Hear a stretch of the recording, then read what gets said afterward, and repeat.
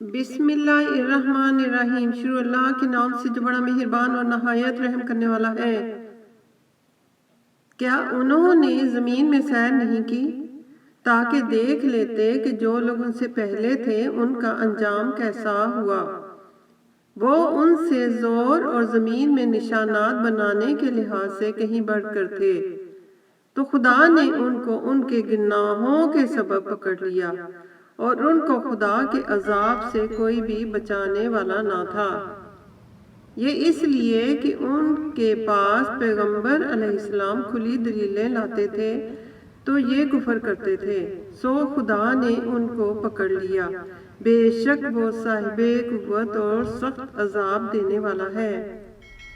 اور ہم نے موسیٰ علیہ السلام کو اپنی نشانیاں اور دلیل روشن دے کر بھیجا، یعنی کہ فرعون اور حامان اور قارون کی طرف۔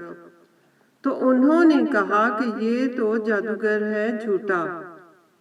گر جب وہ ان کے پاس ہماری طرف سے حق لے کر پہنچے تو کہنے لگے کہ جو لوگ اس کے ساتھ خدا پر ایمان لائے ہیں ان کے بیٹوں کو قتل کر دو اور بیٹیوں کو رہنے دو، اور کافروں کی تدبیریں بے ٹھکانے ہوتی ہیں۔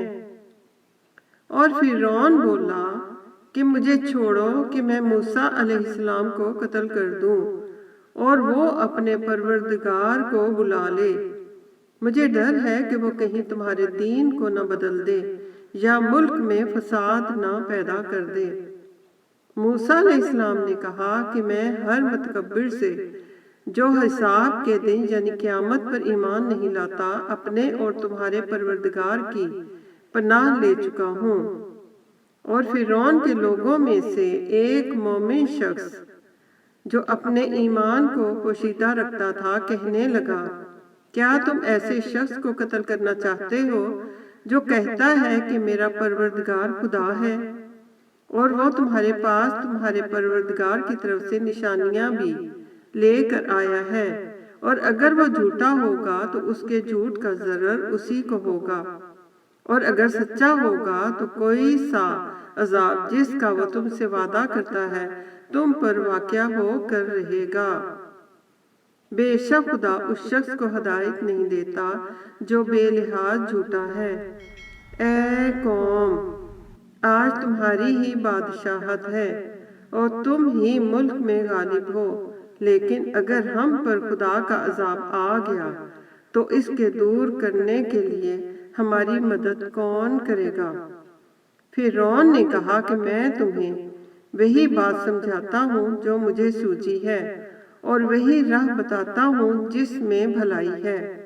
تو جو مومن تھا وہ کہنے لگا کہ اے قوم، مجھے تمہاری نسبت خوف ہے کہ مبادا تم پر اور امتوں کی طرح کے دن کا عذاب آ جائے، یعنی نوح علیہ السلام کی قوم اور عاد اور سمود اور جو لوگ ان کے پیچھے ہوئے ہیں ان کے حال کی طرح تمہارا حال نہ ہو جائے، اور خدا تو بندوں پر ظلم نہیں کرنا چاہتا۔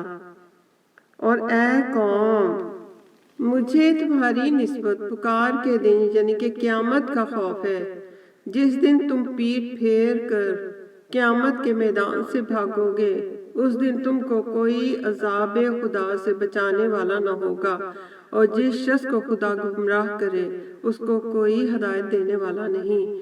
اور پہلے یوسف علیہ السلام بھی تمہارے پاس نشانیاں لے کر آئے تھے، تو جو وہ لائے تھے اس سے تم ہمیشہ شک ہی میں رہے، یہاں تک کہ جب وہ فوت ہو گئے تو تم کہنے لگے کہ خدا اس کے بعد کبھی کوئی پیغمبر علیہ السلام نہیں بھیجے گا۔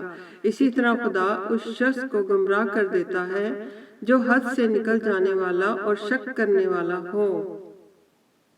جو لوگ بغیر اس کے کہ ان کے پاس کوئی دلیل آئی ہو خدا کی آیتوں میں جھگڑتے ہیں، خدا کے نزدیک اور مومنوں کے نزدیک جھگڑا سخت ناپسند ہے۔ اسی طرح خدا ہر متکبر سرکش کے دل پر مہر لگا دیتا ہے۔ اللہ اکبر۔